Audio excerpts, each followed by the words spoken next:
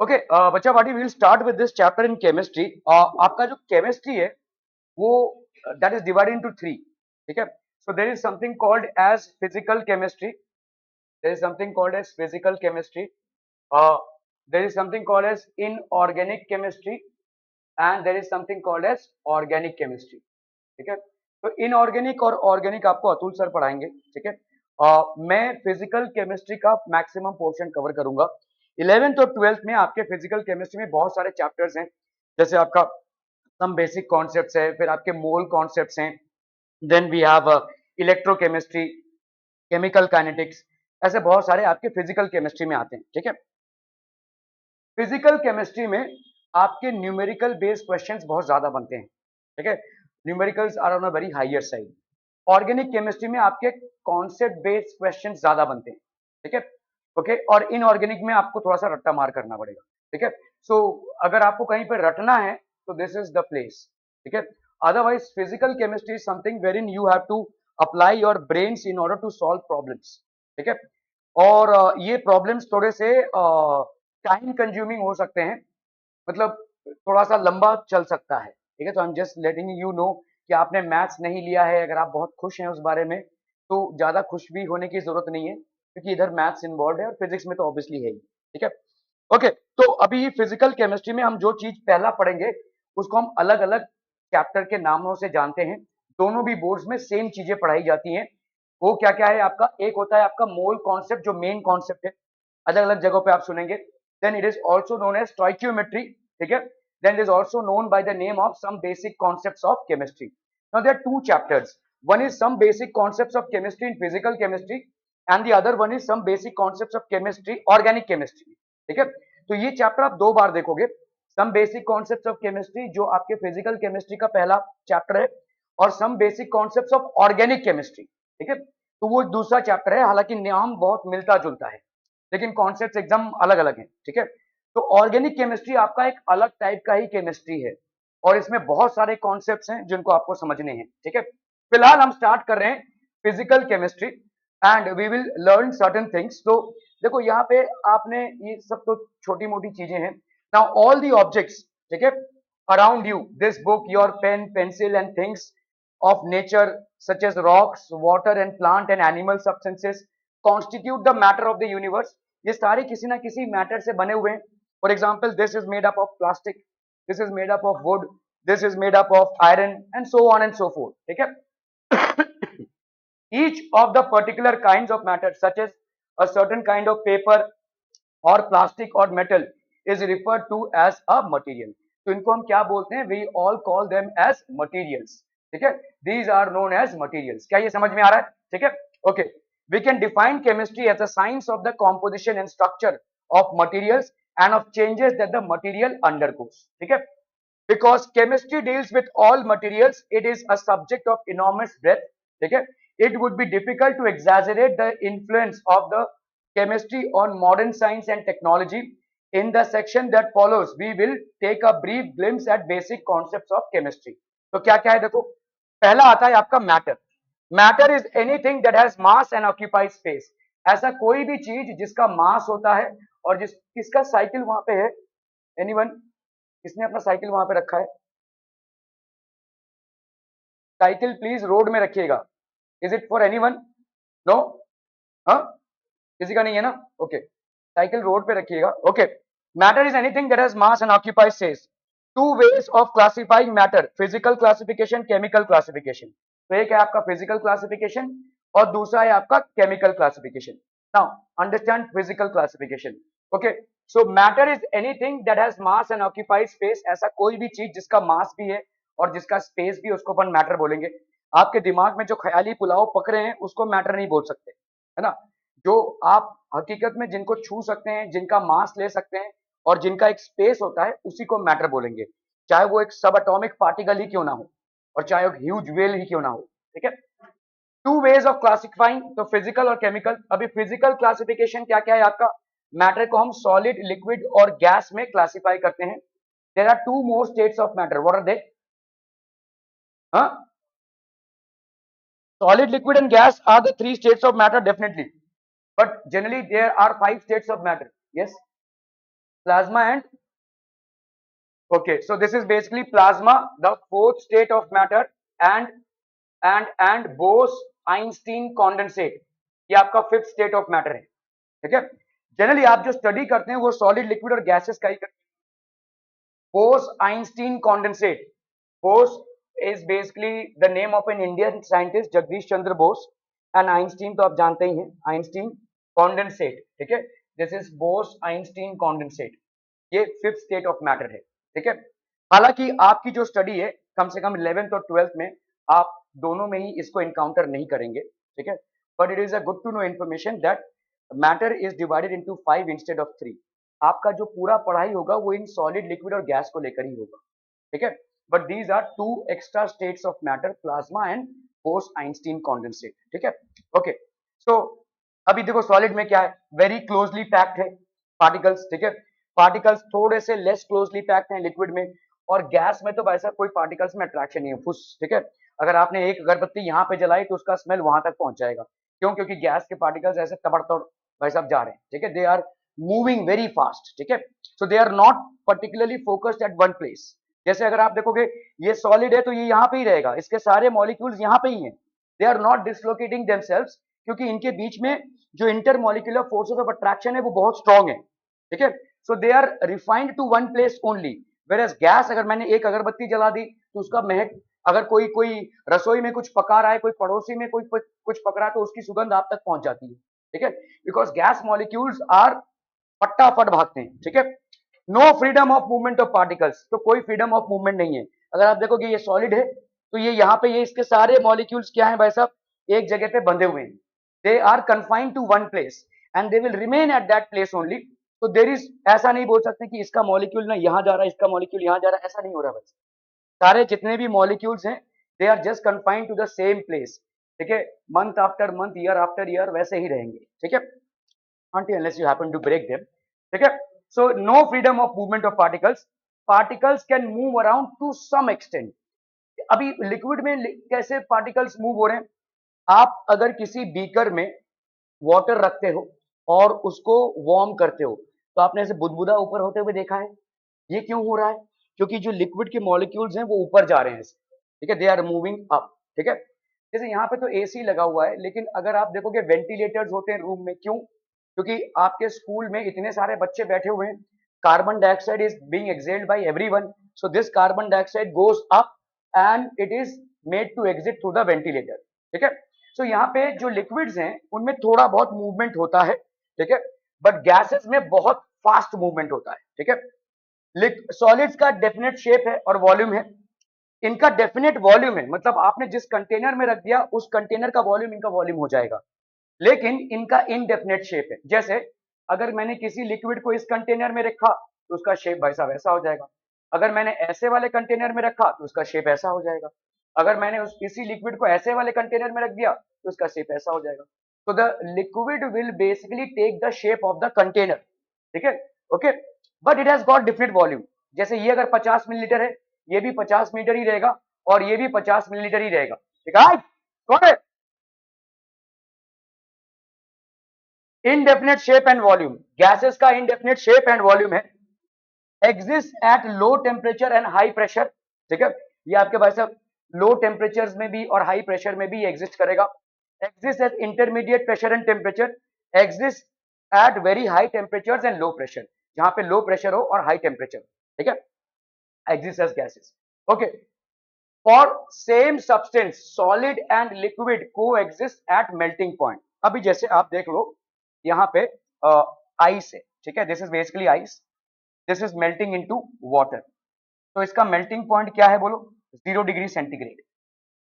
इस पॉइंट पे तू पहले दूसरा सवाल तो करना भाई, हाँ, तो पहले ही मैप क्यों करना है? जब भी देखो मेरे को पहले ग्राफ चाहिए, पहले मेरे को मैप चाहिए, नहीं देता मैं मैप, जा तो देना है दे, नहीं तो जा घर जा। वाटर हो गया ये भाई साहब, वाटर एट 0 डिग्री सेंटीग्रेड है, आइस और ये वाटर है, ठीक है। सो आइस और वाटर में भाई साहब आपका 0 डिग्री सेंटीग्रेड है, ठीक है। Every time there is a problem with you, every time. तुमने जो ग्राफ पहले वाले में मांगा था मैं वो ग्राफ दिखाऊं सबके सामने? हाँ, you are asking for resources unnecessarily. All that you are feeling is garbage, nothing else. Water और ये हो गया भाई साहब आपका, तो दिस इज बेसिकली आइस और वाटर. आइस और वाटर 0 डिग्री सेंटीग्रेड में आपका क्या हो जाएगा, they will coexist as solid and liquid. Solid and liquid, ठीक है. Are we clear? ओके. तो solid and liquid coexist at melting point. Melting point पे ये को एग्जिस्ट करते हैं. Liquid and gas coexist eight boiling point. Boiling point पे ये को एग्जिस्ट कर रहे हैं. Solid and gas coexist eight sublimation point. Sublimation point मतलब क्या होता है? देखो कुछ सॉलिड्स ऐसे होते हैं, ठीक है, that they get directly converted into a gas on heating. ठीक है, there are certain solids which get converted into gas on heating. ठीक है, तो सॉलिड्स का गैस में कन्वर्ट होना on heating, this process is known as sublimation. इस process को अपन क्या बोलेंगे? सब्लिमेशन. ठीक है, क्लियर है? जैसे अगर आप देखोगे solid carbon dioxide, solid carbon dioxide, ये भाई साहब सॉलिड से किस में कन्वर्ट हो रहा है? गैस में कन्वर्ट हो रहा है. ठीक है, ये आपका सॉलिड कार्बन डाइऑक्साइड है. और what are the other sublime solids? Anybody has any idea? हाँ, कोल. नहीं, coal is not a sublime solid. No, coal is not a sublime solid. हाँ, कैम्फर. कैम्फर मतलब कपूर, जो आप पूजा पाठ में इस्तेमाल करते हैं. कपूर अगर आप रख देंगे तो वो ऐसा श्रिंक होता रहेगा. What else? नैप्थलीन बॉल्स बोलते हैं हम उनको. ठीक है, तो नैप्थलीन बॉल्स, अमोनियम क्लोराइड, ये सारे आपके सब्लाइम सॉलिड्स हैं. ठीक है, सो अगर आप देखोगे एंथ्रासीन हो गया आपका. Anthracene, anthracene is a form of coal actually. ठीक है, तो जो एंथ्रासीन है वो आपका सब्लाइम सॉलिड है. और क्या है आपका? Ammonium chloride. अमोनियम क्लोराइड, तो ये हो गया ammonium chloride. Solid carbon dioxide, solid carbon dioxide. Then what else? Iodine, iodine. Then you have camphor. Camphor मतलब हो गया आपका कपूर. ठीक है, then we have naphthalene balls. This is naphthalene balls. ठीक है, सो ये सब आपके क्या हैं? सबलाइम सॉलिड्स हैं. These are all sublime solids. Are we getting it? Okay. Solid, liquid and gas coexist at triple point. अब ये ट्रिपल पॉइंट क्या होता है? तो देखो ऐसा टेम्परेचर ना, एक ऐसा टेम्परेचर होगा जहां पे सॉलिड, लिक्विड और गैस तीनों एक साथ एग्जिस्ट कर रहे होंगे. आपने आइस में से धुआं निकलते देखा है और आइस में से पानी निकलते भी देखा होगा. तो आइस में से धुआं निकलना और पानी निकलना और आइस का होना, ये ट्रिपल पॉइंट पे होता है. That is called triple point. ठीक है, इसको प्लीज नोट कर लीजिए फटाफट से, क्विक क्विक जल्दी से.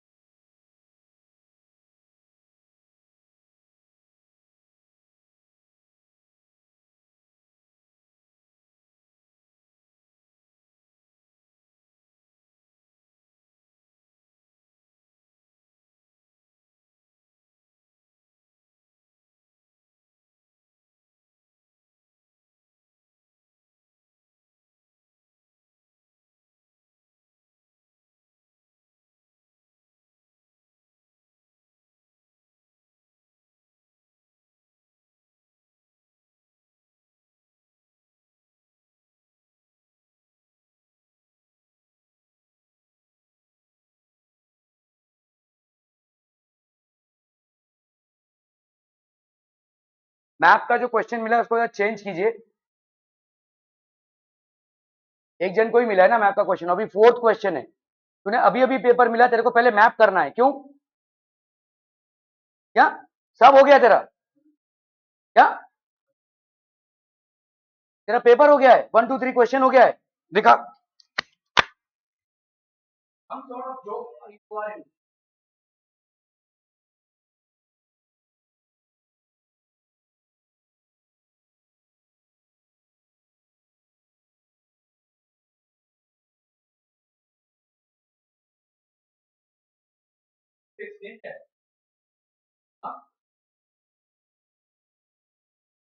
बकवास कर रहा है तो वो कुछ नहीं कर रहा है, मेरा भी वेस्ट कर रहा है, टाइम भी उसका।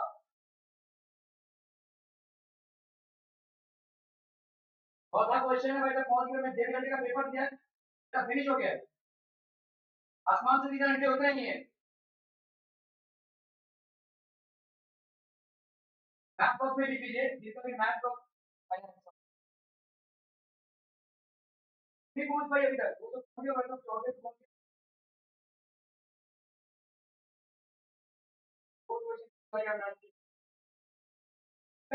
और भी सब भाई मैथ चाहिए।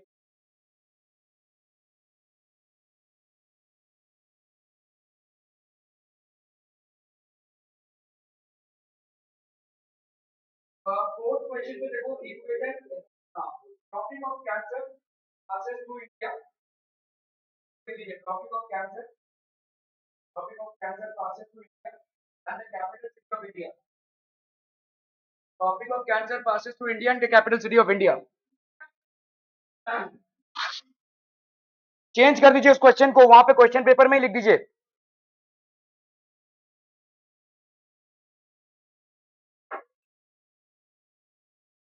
तुम लोगों को तो मैप की जरूरत नहीं है ना। देख लीजिए, पता नहीं कहां से मैप निकला है, लोगों को पहले मैप दिख रहा है। किसका किसका इंडिया का मैप है? Tropic of cancer passing through India and the capital city of India. और किधर है तेरा? और किसी का है? नहीं, ओके। अब जाइए, डन है भाई साहब, डन। Okay okay okay. तो देखो, आपके मेल्टिंग पॉइंट कौन सा पॉइंट है? The point in which a solid changes to a liquid. ठीक है, सॉलिड आपका लिक्विड में चेंज हो रहा है मेल्टिंग पॉइंट पे। ठीक है, ओके। बॉइलिंग पॉइंट आपका कौन सा पॉइंट है? When the liquid is changing into a vapour phase. और ट्रिपल पॉइंट क्या है? ट्रिपल पॉइंट में सॉलिड, लिक्विड और गैसेस तीनों भी फेजेस एक साथ में एग्जिस्ट कर सकते हैं। ठीक है, तो that is called the triple point. Are we clear clear on this? ठीक है, इन सब चीजों में हम आपका एक चैप्टर आएगा states of matter, then we are going to understand these things in detail. Sublime solids कौन होते हैं? देखो, सॉलिड से जिनका गैसेस में डायरेक्टली कन्वर्जन हो रहा है, या गैसेस से जिनका डायरेक्टली सॉलिड में कन्वर्जन हो रहा है, उनको अपन बोलते हैं sublime solids. Are we clear? ठीक है, okay. Okay, so matter is made up of pure substances, have fixed composition, cannot be separated by physical methods. Mixtures, variable composition can be separated by physical methods. जैसे matter आपका एक होता है pure substances से बना हुआ। Pure substances क्या है? जैसे वाटर एक प्योर सब्सटेंस है। ठीक है, तो ये एक प्योर सब्सटेंस है, having a fixed composition and that can not be altered bye physical methods. आप वाटर के कंपोनेंट्स को सेपरेट आउट नहीं कर सकते हैं, हाइड्रोजन और ऑक्सीजन में सेपरेट कर दिया, ऐसा नहीं कर पाएंगे। ठीक है, it's not a easy process. Mixture में, ठीक है, मिक्सचर में कंपोनेंट्स को आप इजी प्रोसेस से सेपरेट आउट कर सकते हैं। जैसे समझ लो आपने नमक और पानी का घोल बनाया, इसमें से आप नमक को आराम से सेपरेट आउट कर सकते हैं। शक्कर पानी का घोल बनाया, इसको भी शक्कर को आप आराम से सेपरेट आउट कर सकते हैं, बिकॉज दैट्स अ मिक्सचर। जैसे नींबू पानी आपका एक मिक्सचर है। ठीक है, सो इसके कंपोनेंट्स को आप सेपरेट आउट कर सकते हैं। तो matter is made up of pure substances.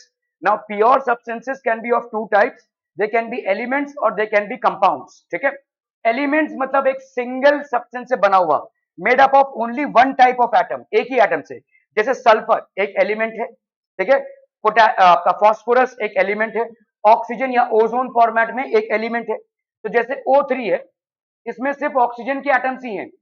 Phosphorus है, इसमें 4 फॉस्फोरस के एटम्स हैं। सल्फर है, इसमें 8 सल्फर के एटम्स हैं, तो सबके सब एक ही चीज से बने हुए हैं। जैसे आपका मरकरी, मरकरी जो लिक्विड होता है, जो हम थर्मोमीटर में यूज करते हैं, ठीक है।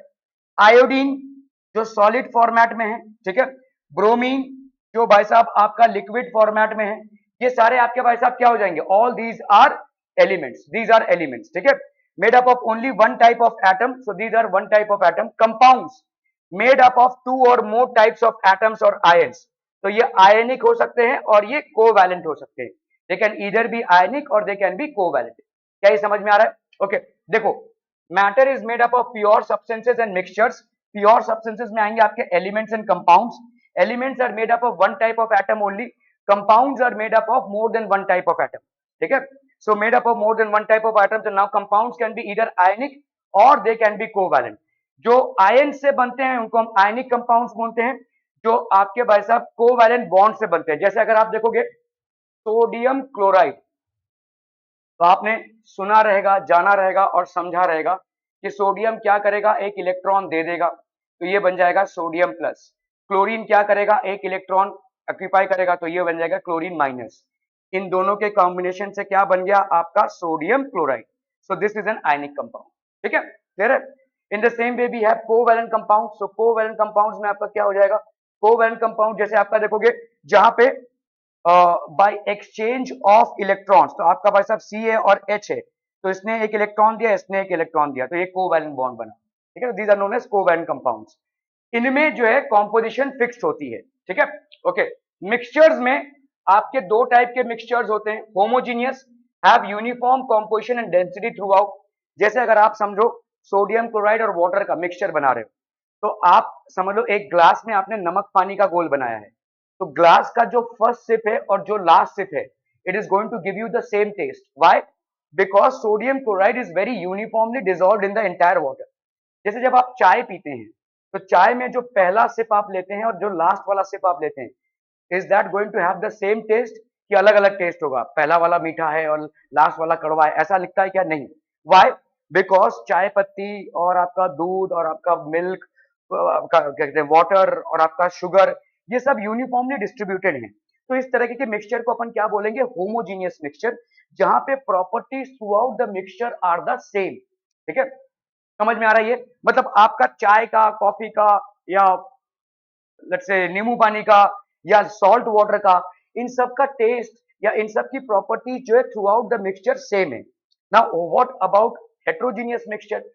आप अभी देखो बारिश हो रही है, आप उस दिन देख रहे होगे कि ऐसा अनाउंस करते हुए रिक्शे में जा रहे हैं कि घुला हुआ पानी आ रहा है, थोड़ा पानी उबाल कर पीजिए, ऐसा कुछ रिक्शे में अनाउंसमेंट हो रहा था। ये अक्सर होता ही है, क्योंकि बारिश में होता क्या है कि पानी कंटिन्यूसली गिर रहा है, पानी का फ्लो ज्यादा होता है, तो जिन लेक से हमको पानी का सप्लाई मिलता है मुंबई में, वो घुला हुआ हो जाता है, क्योंकि पूरा पानी क्या हो रहा है, इन लेक्स में जा रहा है।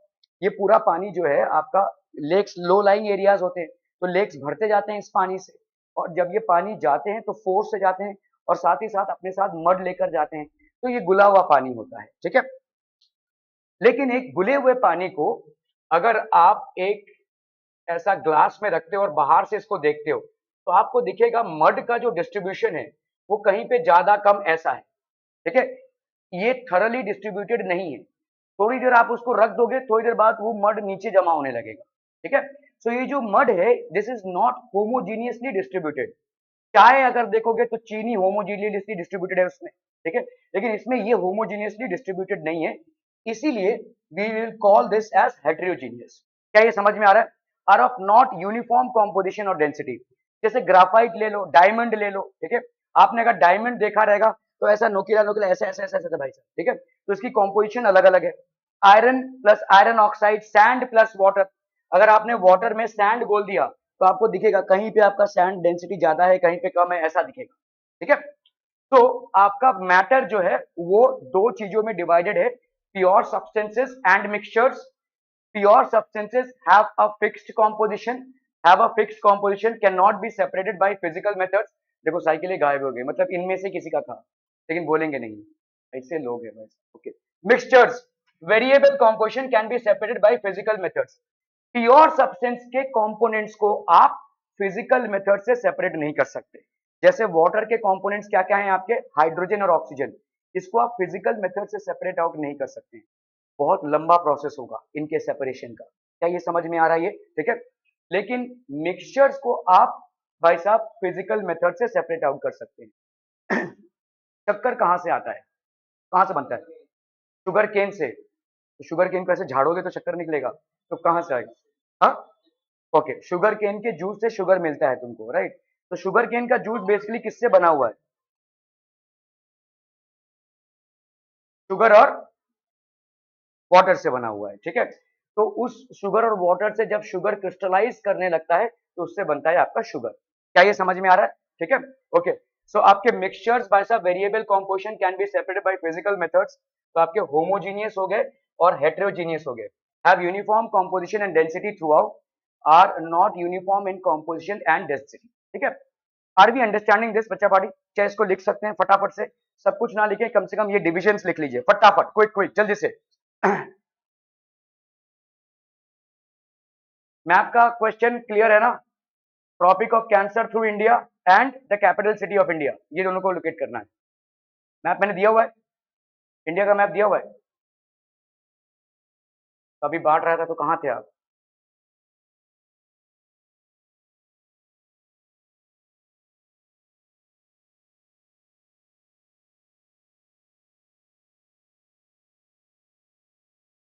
पानी में नमक, देखो वो एक अलग चीज है और मैं बता रहा हूं, जैसे इनका बोलना है कि देखो सर आपने पानी में नमक डाला है तो नमक घुल गया है, हम इसको होमोजीनियस मिक्सचर बोल रहे हैं। ये बोल रहे हैं कि आप ज्यादा नमक डालोगे तो वो तो नीचे हो जाएगा, तब तो होमोजीनियस मिक्सचर नहीं हुआ। हाँ ये बात सही है। देखो होता क्या है, अभी समझो ये लिक्विड है, अभी इसको समझना है तो अलग तरीके से समझना पड़ेगा। समझ लो ये लिक्विड है, वाटर, ठीक है। अभी लिक्विड वाटर में क्या होते हैं, ऐसे मॉलिक्यूल्स हैं, लिक्विड के मॉलिक्यूल्स हैं, ठीक है। जब आप इसमें नमक या शक्कर जो भी है घोलने की कोशिश कर रहे हो, तो व्हाट विल हैपन, वो जाकर इन एम्प्टी स्पेस में बैठ जाएगा, है कि नहीं। जो नमक है या शक्कर है वो क्या करेगा, it will settle down in these empty spaces, ठीक है। तो आपने एक चम्मच डाला, सेटल डाउन हो गया, दो चम्मच डाला, सेटल डाउन हो गया, तीसरे चम्मच में उसको जगह नहीं मिल रही है सेटल डाउन होने के लिए, तो वो क्या करेगा भाई साहब, नीचे जाके जमा होने लगेगा। तो मतलब क्या हो गया है कि उसमें सैचुरेशन आ गया है, ठीक है, तो इसीलिए जगह नहीं मिल रही है। अभी जैसे देखो इस डेस्क में कंफर्टेबली दो जन बैठ सकते हैं, और मैंने अगर अगर बोल दिया कि नहीं पांच जन बैठेंगे तो क्या होगा, तो पांचवा इंसान गिर जाएगा, है ना, पांचवा या चौथा इंसान जो है वो गिर जाएगा, he will not be able to adjust himself, ठीक है। तो वैसा ही यहाँ पे भी हो रहा है। ऐसा नहीं है कि शुगर और वाटर में होमोजीनियस मिक्सचर नहीं होता है, लेकिन आपने इतना ज्यादा शुगर या इतना ज्यादा सॉल्ट डाल दिया है कि अभी भाई साहब वो गिर पड़ जा रहा है, तो ये सैचुरेशन पॉइंट पे पहुंच गया है, इसीलिए अभी ये होमोजीनियस मिक्सचर नहीं रहा। अगर आप सैचुरेशन पॉइंट को क्रॉस कर देते हैं तो the mixture will stop behaving like a homogeneous mixture. क्या ये समझ में आ रहा है, तो ये इनके सवाल का जवाब है, ठीक है, कि अगर हर बार सॉल्ट और वाटर ही हम ले रहे हैं तो क्या हमको हर बार होमोजीनियस मिक्सचर ही मिलेगा, ऐसा जरूरी नहीं है। अगर आपने सॉल्ट का कंटेंट बढ़ा दिया, ठीक है, तो हो सकता है सॉल्ट बाहर आ जाए, शुगर बाहर आ जाए, ठीक है। वाई, बिकॉज अभी वो टॉलरेट नहीं कर पा रहा है, उतना स्पेस उसको नहीं दे पा रहा है, तो that is the reason it is coming out of the solution, ठीक है। However, under normal circumstances, it will fall or it will basically form a homogeneous mixture. Are we understanding this? Okay, okay, okay. चलिए भाई साहब बढ़ते हैं आगे। Phase. What is the phase?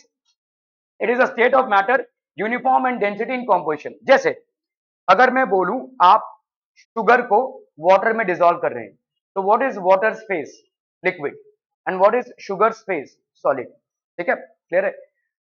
जैसे अगर हम बोलेंगे कि यार जो एक्वेटिक प्लांट्स एंड एनिमल्स हैं, how do they survive under water, चाहे वो रिवर्स हो, चाहे स्ट्रीम्स हो, चाहे लेक्स हो, हाउ डू दे सर्वाइव। अरे नहीं भाई साहब, वो सर्वाइव कैसे करेंगे, वाटर में भी ऑक्सीजन डिजॉल्व है, oxygen is dissolve in certain, oxygen as gas is dissolve in water, ठीक है, तो वैसे वो सर्वाइव कर रहे हैं। तो अगर मैं बोलूं ऑक्सीजन और वाटर, तो ऑक्सीजन किस फेज में है, गैसियस फेज में है, और वाटर किस फेज में है, लिक्विड फेज में है। अगर मैं बोलूं सॉल्ट एंड वाटर, तो भाई साहब सॉल्ट किस फेज में है, सॉलिड फेज में है, और वाटर किस फेज में है, लिक्विड फेज में है। अगर मैं बोलूं अल्कोहल प्लस वाटर, है ना, दारू में पानी बनाकर लोग पीते हैं कि नहीं, ठीक है, तो ये जो अल्कोहल है that is what, liquid phase, and water is also liquid phase. तो phase is basically the state of matter, ठीक है। तो यहाँ पे सॉलिड प्लस लिक्विड फेज हो गया, यहाँ पे गैस प्लस लिक्विड फेज हो गया, और यहाँ पे लिक्विड प्लस लिक्विड फेज हो गया, ठीक है। This is basically liquid plus liquid phase. अगर आप देखोगे जितने भी अलॉयज होते हैं, जैसे ब्रॉन्ज हो गया या आपका स्टील हो गया, ये बहुत सारे सॉलिड से बने होते हैं, ठीक है। तो उनको अपन बोलेंगे सॉलिड प्लस सॉलिड फेज। तो phase it is the state of matter which is uniform in density and composition, ठीक है। Homogeneous mixture have a single phase. तो होमोजीनियस मिक्सचर्स का क्या होता है भाई साहब, सिंगल फेज होता है, while heterogeneous mixtures are multiple phase। तो होमोजीनियस मिक्सचर, अभी आपने सॉल्ट को वाटर में डिसॉल्व किया और एक अच्छे क्वांटिटी को डिसॉल्व किया, मतलब इतना ज्यादा भी नहीं डाला कि वो बाहर गिर रहा है, ठीक है। तो अगर आपने सॉल्ट को वाटर में डिसॉल्व किया, क्या आप सॉलिड सॉल्ट के पार्टिकल्स को वाटर में देख पाएंगे? क्या उसको सेपरेट आउट कर पाएंगे? नहीं। तो अभी जो मिक्सचर है उसमें सॉल्ट और वाटर दोनों भी लिक्विड स्टेट में है। क्या ये समझ में आ रहा है? तो फेज एक ही हो गया। तो होमोजीनियस मिक्सचर का एक ही फेज होता है, ठीक है। हेट्रोजीनियस मिक्सचर, अगर इसी वाटर में आपने मड घोल दिया तो क्या आप मड को अलग कर पाएंगे? बिल्कुल कर पाएंगे। आप थोड़ा सा हाथ डालेंगे तो आपके उसमें मट्टी आ जाएगी, ऐसे करके मड को आप छांक के बाहर कर सकते हैं, ठीक है। तो इसमें क्या हो रहा है, this this is basically a heterogeneous mixture and hence it is having multiple phase, it is having liquid phase and is having solid phase as well. Are we understanding this? तो होमोजीनियस मिक्सचर का single phase होगा और heterogeneous mixture का multiple phase हो सकता है। Please make a note of this, फटाफट, quick quick, जल्दी से।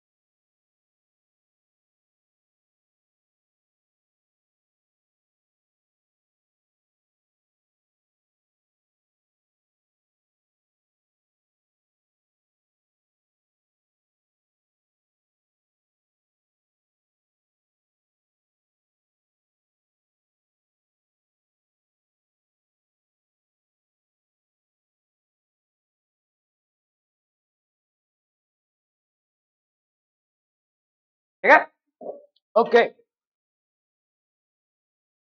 एलिमेंट, तो आप देखिए भाई साहब यहाँ पे क्या क्या है।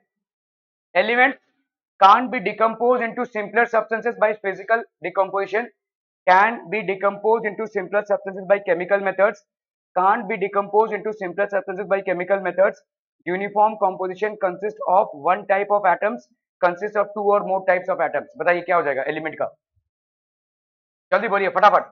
कंपाउंड का देख लीजिए, मिक्सचर का देख लीजिए, वाटर, ठीक है, iron plus sulphur in a powdered form and then we have sea water. Consist of one type of atoms किसका? एलिमेंट का, ठीक है। तो एलिमेंट का consist of one type of atoms, is it correct? और कुछ हो सकता है बोलो ऑप्शन? नहीं, ओके। कंपाउंड का बताइए, consist of two or more types of atoms. चलिए भाई, ठीक है। तो ये हो गया भाई साहब आपका बी, ओके। मिक्सचर,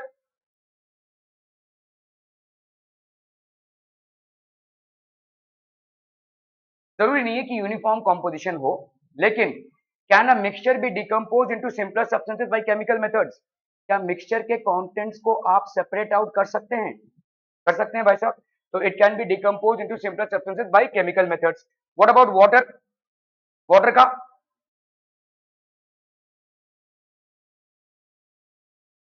क्या ये नहीं हो सकता? Can't be decompose into simpler substances by physical decomposition. आप फिजिकली वाटर में हाइड्रोजन और ऑक्सीजन को सेपरेट आउट नहीं कर सकते, ठीक है। इट्स अ कंपाउंड, ठीक है, okay. Iron plus sulphur in powdered form,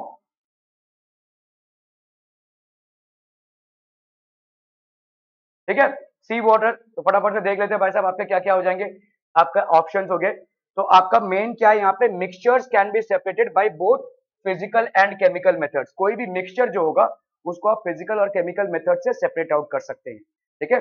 compounds can only be broken by chemical methods, इनको आप सिर्फ और सिर्फ केमिकल मेथड से ही तोड़ सकते हैं। जैसे कंपाउंड आपका वाटर हो गया, you can not separate the components of water by chemical methods, ठीक है, bye physical methods and chemical methods both, ठीक है। ओके, जैसे यहाँ पे देखो आप क्या कर रहे हैं, मर्करी ऑक्साइड है, ठीक है, ये आपका मर्करी ऑक्साइड है, इसको आप कर रहे हैं भाई साहब हीट, तो it is forming what, mercury plus oxygen, ठीक है। So what is this that you are doing? You are basically giving heat to it and is decomposing into mercury and oxygen. How many phases do you observe? ये वाला phase क्या है आपका, solid phase, ठीक है। तो ये हो गया भाई साहब आपका सॉलिड फेज। मरकरी जो फॉर्म हो रहा है ये क्या होगा, लिक्विड। थर्मोमीटर में भाई साहब मरकरी लिक्विड फॉर्मेट में ही होता है। Mercury is the only metal which exist in a liquid format, ठीक है, एट रूम टेम्परेचर। और ऑक्सीजन क्या हो गया आपका, गैसियस फेज। तो mercury oxide which is in solid, when you happen to heat it, it gets converted into liquid and it also releases oxygen which is in the form of a gas. So how many phases do you see in the entire reaction, solid, liquid and gas? You are seeing 3 phases in the entire reaction. क्या ये समझ में आ रहा है, phases का मतलब समझ में आ रहा है। okay okay okay okay so chemistry broadly classified properties into two kinds, namely आपके physical properties और दूसरा है chemical properties। अभी फिजिकल प्रॉपर्टीज मतलब एक पर्टिकुलर सब्सटेंस दिखता कैसे है, ठीक है, और केमिकल प्रॉपर्टीज मतलब उसका इंटरनल केमिकल कॉम्पोजिशन क्या क्या है, ठीक है। तो in order to characterise a particular sample of matter, physical properties are those properties which can be measured or observed without changing the identity or the composition of the substance. Chemical properties are those which can be measured only by chemical reaction. These cannot be determined just by viewing or touching the substance, ठीक है। chemical property shows the kind of reaction in which a substance, तो आपका acidity, basicity, कंबस्टिबिलिटी, reactivity, ये acid के साथ किस तरह से रिएक्ट करेगा, ठीक है, एक पर्टिकुलर सब्सटेंस वो बेस के साथ किस तरह से रिएक्ट करेगा, वाटर के साथ किस तरह से रिएक्ट करेगा, उसको हीट करने पे क्या कॉम्पोजिशन होगा, these are all chemical properties. वो सब्सटेंस दिखता कैसे है, उसका डेंसिटी कितना है, उसका रिफ्रैक्टिव इंडेक्स कितना है, उसका टेक्सचर क्या है, उसका कॉम्पोजिशन क्या है, ये आपके हो गए फिजिकल प्रॉपर्टीज, ठीक है। Okay, there are many properties of matter which are capable of being measured or quantitative in nature. Example, length, area, volume, etc. Such quantities are measured with some fixed standard. For example, if we want to know the length of a piece of paper, we shall lay the piece of paper parallel to a centimeter scale and will count the number of marking on the scale. तो अगर समझ लो एक आपको paper का measurement लेना है, तो आप क्या करेंगे भाई साहब, किसी भी चीज का समझ लो ये पेपर है, इसका मेजरमेंट लेना है, तो अपन क्या करेंगे, एक स्केल रखेंगे और मेजर करेंगे लेंथ को या ब्रेथ को, ठीक है। Okay, suppose the number of marking is 15.2, that means the piece of paper is 15.2 times long, तो आपका जैसे समझ लो सेंटीमीटर है, ठीक है। तो अगर आपका ऐसा आता है 15.2 सेंटीमीटर, इसका मतलब क्या हो गया, what do you actually mean, उसका लेंथ इतना है, मतलब क्या हुआ, मतलब 1 सेंटीमीटर को 15.2 से आप मल्टीप्लाई करेंगे तो जो आएगा वो होगा उस पेपर का लेंथ, है कि नहीं, ठीक है। 1 सेंटीमीटर को अगर आप 15.2 से मल्टीप्लाई करेंगे so that will be the length, so it is 15.2 times the unit length, समझ में आ रहा है ये, ठीक है। Okay, but it is senseless to say that the paper is 15.2 until we add centimeter. तो 15. अगर आप देखोगे, आपको मैं अगर बोलूं कि मिल्क लाइए आधा लीटर का, और अगर मैं आपको बोलूं मिल्क लाइए, आप बोलेंगे कितना, ठीक है, आप बोलेंगे भाई साहब कितना। अगर आपको मैं बोलूं कि इस किराने की दुकान से शुगर लेकर आइए, आप बोलेंगे कितना, भाई साहब वो भी वही पूछेगा, दुकान वाला भी आपसे यही पूछेगा कितना, ठीक है। सो 100 ग्राम, 200 ग्राम, 500 ग्राम, 10 किलो, हाउ मच, ठीक है। Is known is basically the unit. अगर आप किसी भी चीज को लिखते हैं, जैसे अगर मैंने यहाँ पे लिखा कि लेंथ इसका कितना है 15.2, एक पेपर का लेंथ 15.2 है, और मैंने अगर आपका लिखा 15.2 centimetre, which one is correct, obviously this one, because this doesn't make any sense. 15.2 क्या, हाथी घोड़ा पालकी 15.2 है क्या, ठीक है। So it is not making any sense. तो जब भी आप कोई मेजरमेंट करते हैं उस मेजरमेंट के साथ जुड़ता है यूनिट, और अगर आप यूनिट नहीं जोड़ रहे हैं तो मेजरमेंट सेंसलेस हो जाएगा। ठीक है, अभी 1 लीटर हो, 1 सेंटीमीटर हो, ठीक है, 1 मीटर क्यूबिक हो, जो भी है, those units are specifying something, and if you are not attaching the unit to the measurement of a physical quantity, you are getting it wrong। ठीक है, are we clear? Okay, तो यहाँ पे आपका बच्चा पार्टी कितना हो जाएगा? This presentation is appropriate and is called physical quantity. तो कोई भी जो फिजिकल क्वांटिटी होती है उसका एक होता है न्यूमेरिकल पार्ट और एक होता है यूनिट पार्ट। समझ में आ रही है? जैसे just now I said that the length of a particular sheet of paper is 15.2 centimetre. so the numerical part here is 15.2 and the unit part here is centimeters। क्या ये समझ में आ रहा है? So every physical quantity will have a unit part and a numerical part। अगर मैं बोलूं मेरे बॉडी का टेम्परेचर अभी 100 डिग्री सेंटीग्रेड है, ये 100 डिग्री फ़ारेनहाइट है, ठीक है, तो 100 डिग्री फ़ारेनहाइट, तो 100 is the numerical part and degree Fahrenheit is the unit part. क्या ये समझ में आ रहा है? ठीक है, जैसे मैं अगर बोलूं कि अभी प्रेशर, एटमॉस्फेरिक प्रेशर है 760 मिलीमीटर, तो 760 is basically the unit part and millimeter is the, sorry, 760 is the numerical part and millimeter is the unit part। So every physical quantity will have a numerical part and the unit part। If you are specifying only one part, जैसे अगर मैंने सिर्फ centimetre लिख दिया तो भी गलत हो जाएगा, अगर सिर्फ 15.2 लिख दिया तो भी गलत हो जाएगा। You have to basically display a combination of both in order to properly define or locate a physical quantity। Are we getting this? ठीक है, okay। So therefore a measured physical quantity is expressed in two parts, numerical coefficient and a unit। ठीक है, either of them are meaningless without each other। आपने एक को लिखा दूसरे को भूल गए तो ठीक है, it is not representing a physical quantity. एक नंबर रिप्रेजेंट कर रहा है या एक यूनिट रिप्रेजेंट कर रहा है। ठीक है, a unit is a standard of reference chosen to measure or express any physical quantity। कितने स्टैंडर्ड यूनिट्स होते हैं? स्टैंडर्ड यूनिट्स कितने होते हैं? फिजिक्स में पढ़ा है आपने? 7, करेक्ट, 7। तुम भाई साहब ये गेम खेल रहे हो क्या? करो, ओके, क्या क्या होता है बताइए? लेंथ नहीं, स्टैंडर्ड यूनिट लेंथ का हो गया मीटर, और फिर केजी। मास का हो गया केजी, नहीं, volume is not a standard unit. हाँ, लुमिनियस इंटेंसिटी, भाई साहब जितनी कॉम्प्लिकेटेड चीजें उसको पहले, कैंडेला। इलेक्ट्रिक करंट, अरे लेंथ मास टाइम, लेंथ हो गया आपका मीटर में, मास हो गया आपका केजी में, टाइम हो गया आपका सेकेंड्स में, ये हो गया 3। Temperature that is measured in kelvin, ठीक है, what else? Electric current that is measured in amperes, what else? Amount of substance that is measured in moles, what else? Luminous intensity, जिसका आपको कोई पाला नहीं पड़ेगा, एटलीस्ट 2 सालों में आप इसको नहीं डील करने वाले, that is measured in candela. So these are the 7 basic units. ठीक है, and what are the 2 supplementary units? क्या है मतलब? हाँ, ओके, प्लेन एंगल को किस में मेजर करते हैं? रेडियंस में। और सॉलिड एंगल को किस में मेजर करते हैं? स्टेरेडियंस में। ठीक है, so these are supplementary units. Okay, तो वही है, देखो वही सेम चीज जो आपने फिजिक्स में पढ़ी है। ठीक है, तो आपके बेसिक फिजिकल क्वांटिटीज क्या क्या है? Length, mass, time. Length is, the symbol is capital L, it is measured in metres. ठीक है, mass that is small m, that is measured in kgs, time that is measured in seconds, electric current that is measured in amperes, thermodynamic temperature that is measured in Kelvin, amount of substance that is measured in moles, and luminous intensity that is measured in candelas। ठीक है, ये तो अपन भाई साहब कर चुके हैं, we are already aware of this. Okay, कुछ कुछ चीजें हैं जो थोड़ी सी थियोरेटिकल हैं। अभी देखो, some specific properties of substances, delinquescence, the property of certain compounds of taking up moisture present in the atmosphere and becoming wet when exposed is known as delinquescence।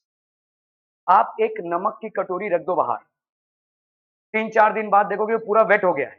क्यों? क्योंकि वो मॉइस्चर को अब्सॉर्ब कर रहा है पूरे एटमॉस्फेयर से, it is actually absorbing the moisture. ठीक है, सो दैट इज नोन एज अ delinquescent substance। साबुन रख दो भाई साहब, आपने वो कपड़े धोने के जो साबुन है उसको ही रख दोगे तो वो गीला ही पकड़े रहेगा। ठीक है, इट इज अब्सॉर्बिंग मॉइस्चर। ठीक है, okay, these compounds are known as delinquescent। ठीक है, सोडियम हाइड्रोक्साइड, हर साबुन में सोडियम हाइड्रोक्साइड होता है। Potassium hydroxide anhydrous calcium chloride, anhydrous magnesium chloride, anhydrous ferric chloride, etc. are examples of deliquescent substances. Deliquescent substances मतलब जैसे देखो सोडियम हाइड्रोक्साइड है, ठीक है, पोटेशियम हाइड्रोक्साइड है, then we have anhydrous calcium chloride, anhydrous calcium chloride, then we have magnesium chloride, anhydrous जो मतलब dry, anhydrous मतलब होता है dry, and then we have ferric chloride FeCl3 ये भी dry. ये सारे जितने भी हैं they will absorb moisture and they will get wet, they will absorb moisture from the atmosphere. ठीक है, okay. Hygroscopicity, certain compounds combined with the moisture of atmosphere and are converted into hydroxides or hydrates. ये इतना ज्यादा absorb करते हैं कि ये hydroxide या hydrates में convert हो जाते हैं, and that is the reason they are known as hygroscopic. Anhydrous copper sulfate, quicklime, anhydrous sodium carbonate, example are hygroscopic in nature. Efflorescence, the property of some crystalline substances of losing their water of crystallization on exposure and becoming powdery on the surface is called efflorescence, and such salts are known as efflorescents. ठीक है, तो जैसे समझ लो अगर कोई substance है उसके साथ वाटर है, लेकिन जैसे आप इसको सनलाइट में एक्सपोज करोगे it will lose it water of crystallisation. ठीक है, the examples are ferrous sulfate, sodium carbonate, sodium sulfate, potash alum, etc. ठीक है, ओके. मेलिएबिलिटी क्या होती है? डक्टिलिटी और मेलिएबिलिटी आप पढ़ चुके हैं. ठीक है, the property shown by metals when metallic solid is being beaten it does not break but it is converted into a thin sheet, it is said to. तो आपका भाई साहब इस प्रॉपर्टी को अपन क्या बोलेंगे? Malleability. Copper, gold, silver, aluminium, lead can be easily hammered into sheets. Gold is the most malleable metal. ठीक है. डक्टिलिटी क्या होती है? The property to be drawn into wires is known as ductility. Copper, silver, gold, aluminium, these are basically known as ductility. Brittleness, टूट जाना. ठीक है, जैसे एक चौक है वो आप थोड़ा सा मसलेंगे तो वो टूट जाएगा. ठीक है, this is called brittle. The solid materials which break into small pieces on hammering are known as brittle. Most of the things are actually known to you here. ठीक है, इसके बाद हम स्टार्ट करेंगे डाल्टन्स एटॉमिक थ्योरी. ठीक है, that will start tomorrow. Thank you.